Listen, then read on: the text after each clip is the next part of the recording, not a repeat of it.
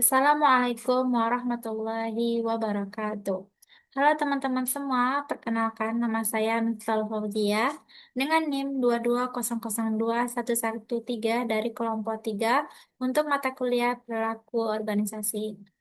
Pada video ini, saya perwakilan dari kelompok akan menerangkan atau menjelaskan materi kita untuk minggu selanjutnya, yakninya tentang perilaku individu dalam organisasi.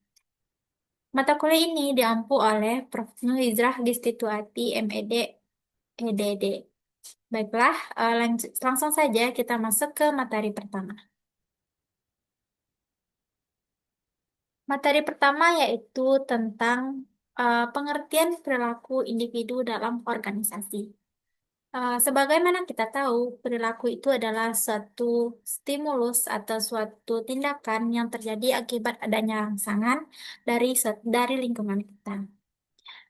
Perilaku itu dijelaskan oleh David Nadler adalah fungsi dari integrasi antara seseorang dengan lingkungannya. Artinya ada satu kesatuan antara seseorang dengan lingkungannya itu. Perilaku itu juga, seperti yang telah saya jelaskan tadi, adanya satu tindakan yang muncul karena adanya rangsangan dari lingkungannya. Contohnya sebuah tindakan itu adalah seorang kurir yang mengantarkan paket, seorang sales mobil yang mengunjungi kantor untuk membagikan brosur, dan lain sebagainya. Apa sih pengertian perilaku individu dalam organisasi itu? Kita sebagai manusia membawa karakteristik atau kepribadian yang berbeda-beda ke dalam lingkungan baru atau ke organisasi baru. Kepribadian itu misalnya kemampuan kita, pengalaman kita, harapan kita di organisasi atau di lingkungan baru itu. Sedangkan lingkungan baru atau organisasi baru itu juga memiliki karakteristik mereka sendiri. Misalnya dalam organisasi itu atau dalam lingkungan itu adanya struktur hierarki, adanya aturan, adanya tugas dan wewenang dalam lingkungan atau organisasi tersebut. Disinilah ketika karakteristik manusia itu dan karakteristik organisasi atau lingkungan itu berintegrasi, maka terwujudlah perilaku individu dalam organisasi. Robin dan George tahun 2001 menjelaskan bahwa perilaku individu dalam organisasi itu dipengaruhi oleh dua faktor. Yang pertama, faktor internal seperti sikap manusia, bagaimana kepribadiannya, bagaimana motivasi, persepsi, dan lain sebagainya. Sedangkan faktor eksternal dipengaruhi seperti bagaimana struktur organisasi itu, bagaimana budaya organisasi itu, dan bagaimana lingkungan kerja di organisasi tersebut. Sebagaimana contohnya, ketika kita melihat seorang kurir yang mengantarkan paket, maka di sana terjadinya integrasi antara kepribadian kurir tersebut dengan karakteristik di lingkungannya. Perilaku individu itu dapat ditulis dengan suatu formula, yakninya P sama dengan F dalam kurung I, L tutup kurung. Formula itu menjelaskan bahwa ketika seorang manusia berinteraksi atau berintegrasi dengan lingkungannya, maka di sanalah terbentuk perilaku secara langsung atau perilaku individu dalam suatu organisasi. Baik ketika individu ataupun organisasi yang terintegrasi dengan karakternya masing-masing, maka akan mewujudkan perilaku dalam organisasi itu. Artinya bahwa ketika karakteristik individu dan karakteristik organisasi itu terintegrasi dan bersatu, maka di sanalah akan menentukan bagaimana perilaku keduanya secara langsung, dan disinilah yang kita artikan sebagai perilaku individu dalam suatu organisasi.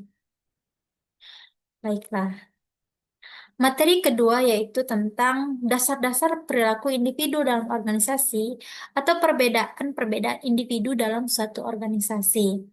Saya mengambil pendapat Robbins, di mana ia menekankan bahwa ada tiga variabel individu yang membedakan dalam organisasi. Yang pertama tentang karakteristik biografis mereka, yang kedua tentang kemampuan, dan yang ketiga pembelajaran. Mari kita masuk ke bagian pertama yaitu karakteristik biografis. Karakteristik biografis itu adalah karakter pribadi seperti umur, jenis kelamin, status perkawinan yang nampak atau jelas di diri kita dan bisa kita lihat dari catatan pribadi. Karakteristik biografis itu dibagi lagi menjadi beberapa macam, seperti usia, jenis kelamin, status perkawinan, dan masa kerja dalam organisasi itu. Mari kita bahas tentang usia. Kenapa usia menjadi dasar-dasar perilaku individu dalam organisasi? Hal ini tuh lahir karena apakah ada hubungan antara kinerja manusia dengan usianya? Artinya, apakah dengan bertambahnya umur suatu manusia juga akan mempengaruhi produktivitas kerja mereka? Namun, pertanyaan ini tidak terbukti karena eh, belum ada studi yang meyakinkan bahwa meningkatnya usia akan menyebabkan turunnya produktivitas atau kinerja seseorang.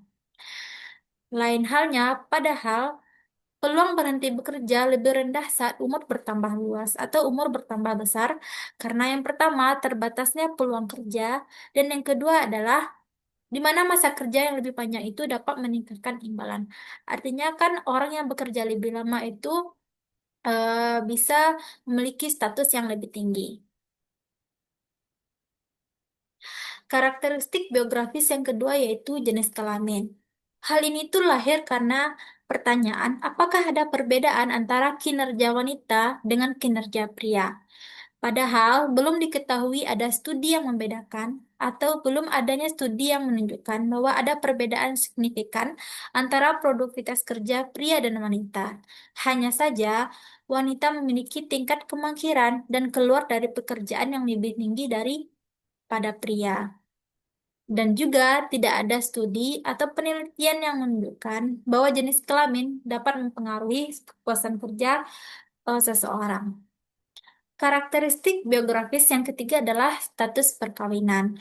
Hal ini lahir apakah adakah dampak dari status perkawinan dapat mempengaruhi produktivitas seseorang. Namun, tidak ada bukti yang menunjukkan bahwa perbedaan status perkawinan dapat mempengaruhi produktivitas seseorang. Malahan, karyawan yang menikah memiliki asumsi yang lebih sedikit daripada karyawan yang belum menikah. Hal ini mungkin timbul karena adanya dorongan terhadap tanggungan yang mereka miliki. Hanya saja, jumlah tanggungan atau adanya tanggungan tidak berpengaruh signifikan terhadap produktivitas atau absensi seorang karyawan.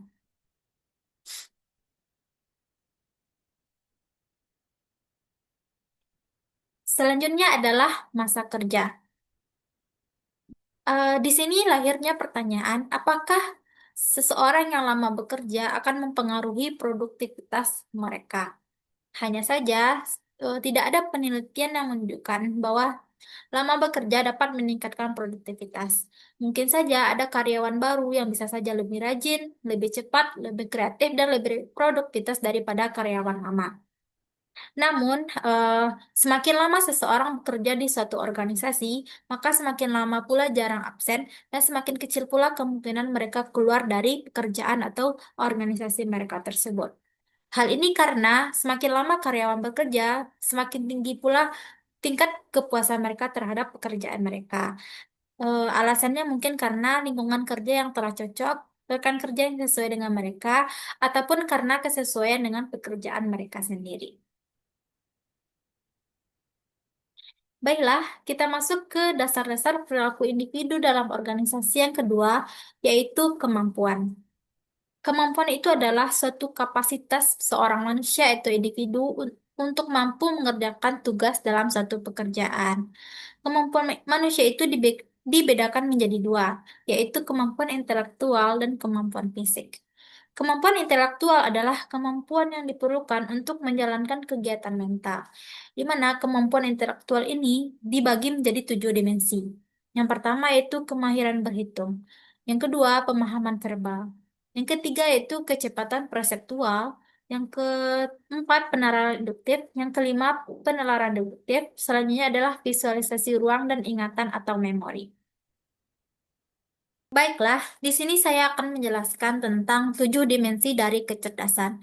Yang pertama adalah kecerdasan numeris, yaitu kemampuan untuk bisa berhitung dengan cepat dan tepat. Misalnya 1 ditambah 1 adalah 2, 2 ditambah 2 adalah 4.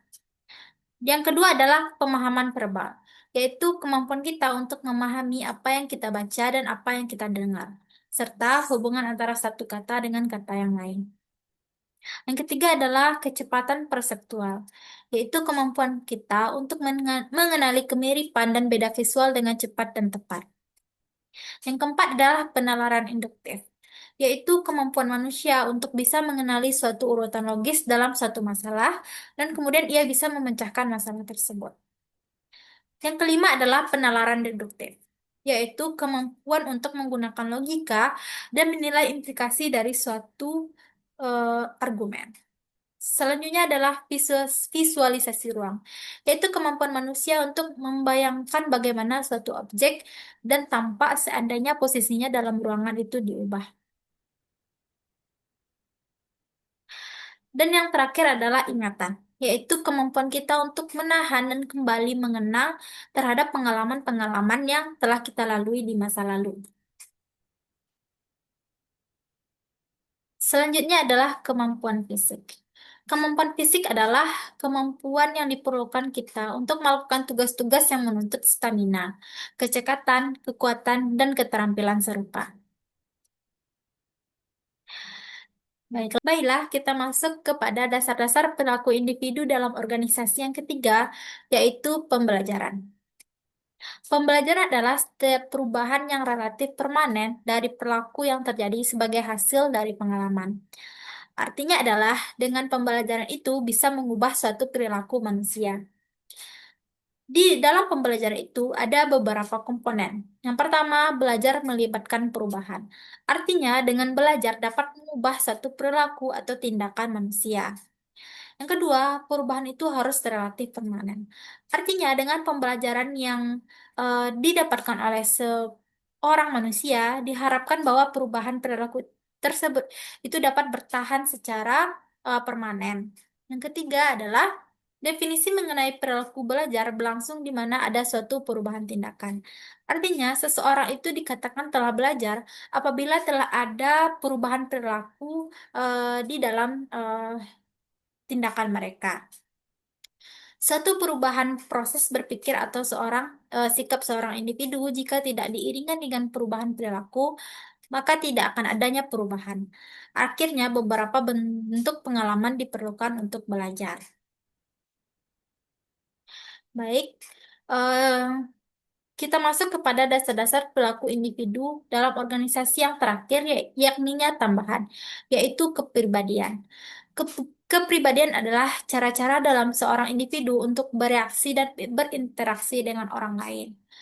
Kepribadian juga sesuatu yang terdapat dalam diri individu yang membimbing dan memberi arah kepada seluruh tingkah laku individu yang bersangkutan. Kepribadian manusia itu dipengaruhi oleh beberapa faktor. Yang pertama, keturunan. Artinya, sifat-sifat seorang manusia itu bisa saja diturunkan dari kepribadian orang tua yang mereka bawa sejak lahir. Yang kedua yaitu lingkungan. Artinya, kepribadian seorang manusia bisa dipengaruhi oleh faktor kultur atau lingkungan masyarakat. Yang ketiga yaitu kondisi situasional. Artinya, faktor perubahan pada situasi yang berbeda akan membentuk cara bereaksi dan berinteraksi yang berbeda pada seseorang. Artinya, eh, seorang A yang lahir di kondisi seperti ini bisa saja menunjukkan tindakan yang berbeda dengan si B yang lahir di keluarga seperti ini.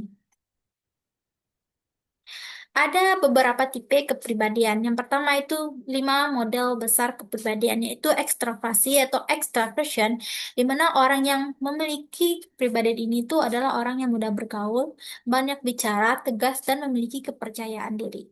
Yang kedua yaitu stabilitas emosi atau emotional stability, di mana orang yang memiliki kepribadian ini adalah orang yang tenang, aman, dan tidak khawatir. Yang ketiga adalah kepribadian sifat mendengarkan kata hati atau conscientiousness. Artinya orang yang berkepribadian ini adalah orang yang bertanggung jawab, bekerja keras, ulet, dan memiliki needs of achievement yang tinggi. Uh, artinya ia memiliki pencapaian yang tinggi. Yang keempat adalah terbuka pada pengalaman atau openness to experience. Artinya, orang yang memiliki kepribadian ini adalah orang yang imajinatif, responsif, kreatif, dan fleksibel. Dan yang terakhir adalah sifat menyenangkan atau agreeableness, di mana orang yang memiliki kepribadian ini adalah orang yang baik budi, kooperatif, dapat dipercaya, dan perhatian kepada sesama mereka. Tipe selanjutnya tipe kepribadian yang paling kita kenal adalah MBTI, yaitu singkatan dari Myers-Briggs Type Indicator. MBTI ini dikembangkan oleh seorang wanita bernama Catherine Cox Briggs dan putrinya bernama Isabel Briggs Meyer, di mana ia memiliki 4 pendekatan di dalam setiap perilaku individu. Yang pertama yaitu ia membagi tipe interaksi sosial antara introvert dan ekstrovert. Dan ia juga membagi bagaimana manusia itu memperoleh informasi, yaitu dengan sensing dan intuitif. Dan ia juga membagi bagaimana manusia itu mengambil keputusan, itu ada preskriptif dan judgmental, serta ia juga membagi bahwa manusia itu dalam membuat keputusan ada dua, yaitu ada feeling dan thinking. Baik, tadi kita telah membahas tentang dasar-dasar perilaku individu dalam organisasi. Di mana dasar-dasar ini itu artinya bahwa apakah apa saja perbedaan-perbedaan yang mendasari perilaku individu itu dalam suatu organisasi. Kita masuk ke materi selanjutnya, yaitu adalah kemampuan di sini adalah intelektual dan bagaimana ia berpengaruh terhadap perilaku seseorang. Kemampuan intelektual itu dapat mempengaruhi perilaku manusia, di mana kemampuan intelektual ini memungkinkan manusia itu untuk berpikir rasional, memecahkan masalah, membuat keputusan, dan belajar dari pengalaman yang telah ia dapatkan. Yang pertama adalah berpikir rasional dan logis. Artinya, manusia dengan kemampuan intelektual yang baik, ia dapat memproses informasi dengan lebih jernih dan logis, sehingga mendorong perilaku mereka untuk lebih terarah karena mereka bisa berpikir rasional dan logis. Yang kedua yaitu penyelesaian masalah, di mana seseorang yang berintelektual bisa dan mampu untuk menganalisa masalah yang timbul. Dan di sini ia juga bisa mencari solusi dari masalah yang mereka hadapi. Dan dengan intelektual mereka itu juga dapat melahirkan pengetahuan dan keterampilan baru yang akan berguna nantinya bagi mereka. Yang ketiga yaitu kemampuan belajar, di mana orang yang memiliki intelektual adalah manusia yang berperilaku dengan cepat belajar, seperti ia bisa mempelajari keterampilan dan pekerjaan baru. Serta yang terakhir adalah pengambilan keputusan. Artinya, manusia dengan kemampuan atau intelektual yang baik dapat berpikir secara kritis sehingga mereka bisa menentukan keputusan yang tepat bagi diri mereka. Baiklah, materi selanjutnya yang akan kita bahas yaitu latar belakang keluarga dan pengaruhnya terhadap perilaku. Latar belakang keluarga ini mencakup kondisi sosial, ekonomi, budaya, pendidikan, serta pola asuh yang diterapkan orang tua dalam membesarkan anak. Di mana faktor-faktor ini tuh bisa mempengaruhi perilaku manusia ke depannya. Faktor ini tuh berperan penting dalam membentuk identitas, nilai, serta kebiasaan individu sejak dini. Yang pertama itu yang dipengaruhi oleh perkembangan individu, di mana seseorang yang berasal dari kondisi keluarga harmonis cenderung tumbuh menjadi pribadi yang percaya diri, stabil secara emosional, dan ia mampu berperilaku dengan baik dan berhubungan dengan orang lain.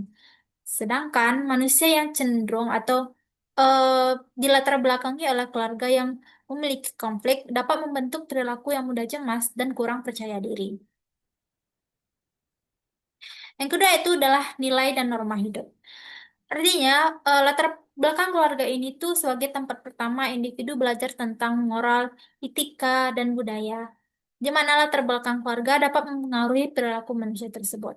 Contohnya saja, ketika seorang keluarga Muslim, di mana keluarga itu dibiasakan untuk melaksanakan sholat 5 waktu, maka akan membentuk perilaku anak itu yang juga mampu dan rajin melaksanakan sholat 5 waktu dibanding dengan keluarga-keluarga yang tidak menerapkan aturan ataupun kebiasaan tersebut. Yang ketiga adalah pendidikan dan prestasi. Artinya, latar belakang keluarga mendukung pendidikan. Misalnya saja, orang tua yang berpendidikan umumnya juga menurunkan ataupun mendorong anak mereka untuk juga memiliki pendidikan. Sehingga bisa melahirkan seorang individu dengan mental atau motivasi akademik yang lebih kuat. Aspek yang keempat adalah kondisi sosial ekonomi.